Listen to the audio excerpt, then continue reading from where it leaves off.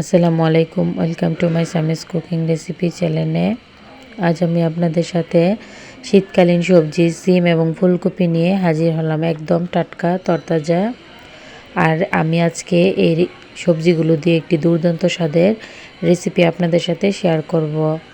আপনারা পুরো ভিডিওটি স্কিপ না করে দেখতে থাকুন। রেসিপিটি করার জন্য প্রথমে আমি সবজিগুলোকে খুব সুন্দর করে বানিয়ে নিব। এই যে এখানে আমি সিমগুলো প্রথমে খুব সুন্দর করে বানিয়ে নিচ্ছি।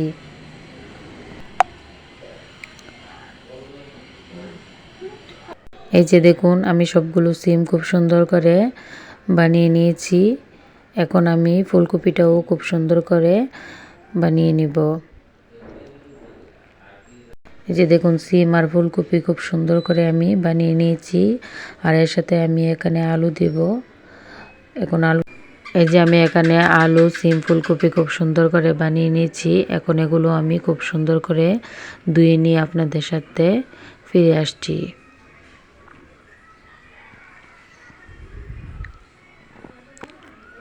এই যে দেখুন, এখানে আমি সুন্দর করে এগুলো ধুয়ে নিয়েছি। আর আজকে আমি এই সবজিগুলো রান্না করব একদম তরতাজা তেলাপিয়া মাছ দিয়ে। এখানে আমি তেলাপিয়া মাছ নিয়ে নিয়েছি। আপনারা শীতকালীন সবজি একবার এভাবে আমার মতো ফুলকপি সিম দিয়ে তেলাপিয়া মাছ দিয়ে রান্না করে খেয়ে দেখবে। চলুন রান্না শুরু করা যাক। এখানে একটা কড়াই বসিয়ে কড়াই গরম করে এর মধ্যে রান্নার সাদা তেল দিয়ে দিচ্ছি। তেলটাকে আমি ভালো করে গরম করে নেব। আর এদিক দিয়ে মাছগুলোকে আমি হলুদ এবং লবণ দিয়ে খুব সুন্দর করে মাখিয়ে নিব।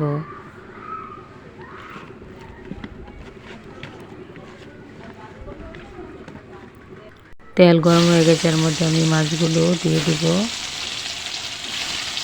দিয়ে খুব সুন্দর করে লাল লাল করে ভেজে নিব। এই যে মাছের এক পাশ হয়ে গেছে, এখন আমি উল্টিয়ে অপর পাশটাও খুব সুন্দর করে লাল লাল করে ভেজে নিব। এই যে মাছগুলো খুব সুন্দর করে আমি ভেজে নিয়েছি। আমি আপনাদেরকে দেখাচ্ছি একটু আমি কীরকম করে ভেজেছি। এই যে দেখুন, একদম লাল লাল করে ভেজে নিয়েছি। এখন এগুলো আমি এখন একই তেলে আমি পেঁয়াজ কুচি দিয়ে পেঁয়াজগুলো ভালো করে ব্রাউন কালার করে ভেজে নেব। পেঁয়াজ ভাজা হয়ে গেছে, এখন আমি দিয়ে দিব এর মধ্যে একটু পানি। পানিতে যখন বলক আসবে তখন আমি এতে একে একে করে সব গুঁড়ো মশলা দিয়ে দেব। এখানে আমি দিয়ে দেব প্রথমে হলুদ গুঁড়ো, মরিচ গুঁড়ো, ধনিয়া গুঁড়ো, তারপরে দিয়ে দেব স্বাদ মতো লবণ। দিয়ে আমি এখন মশলাটাকে ভালোভাবে কষিয়ে নেব। যে মশলা কষানো হয়ে গেছে, এর মধ্যে আমি সুন্দর করে ধুয়ে রাখা সবজিগুলো এখন দিয়ে দিচ্ছি। দিয়ে এখন এগুলো আমি ভালোভাবে নেড়েচেড়ে একসাথে মশলার সাথে সবজিগুলোকে মিশিয়ে নেব। যে দেখুন, সবগুলো মিশানো হয়ে গেছে। এখন সিদ্ধ হওয়ার জন্য একটা ঢাকনা দিয়ে ঢেকে দেব। আমি এখন কোনো পানি, এই যে দেখুন, সবজিগুলো হাফ সিদ্ধ হয়ে গেছে। এই পর্যায়ের মধ্যে আমি কয়েকটা টমেটো কুচি দিয়ে দেব।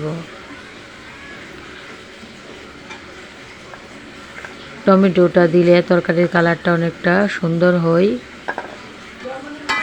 দিয়ে ভালোভাবে নেড়েচেড়ে মিশিয়ে আবারও আমি একটা ঢাকনা দিয়ে ঢেকে দিব। ফিরে আসছি কিছুক্ষণ পর। ফিরে আসলাম কিছুক্ষণ পর। এই যে দেখুন, টমেটো, সিম এবং ফুলকপি, আলু খুব সুন্দর করে সিদ্ধ হয়ে গেছে। এখন এর মধ্যে আমি একটু পানি দিয়ে ঝোল দিয়ে দেব।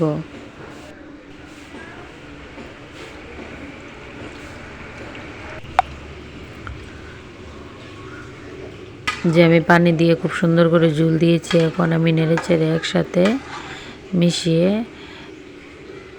হাই হিটে কিছুক্ষণ রান্না করে নিব। আর রান্নার আগে আমি এখন বেজে রাখা মাছগুলো এর উপর দিয়ে দেব।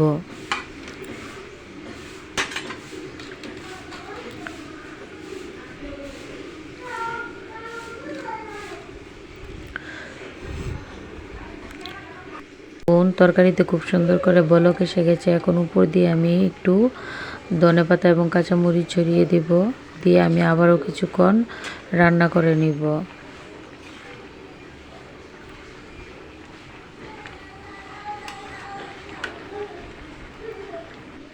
এই যে দেখুন আমার তরকারিটা প্রায় হয়ে এসেছে, এখন নামিয়ে পরিবেশন করে আমি আপনাদেরকে দেখাচ্ছি কতটা সুন্দর হয়েছে।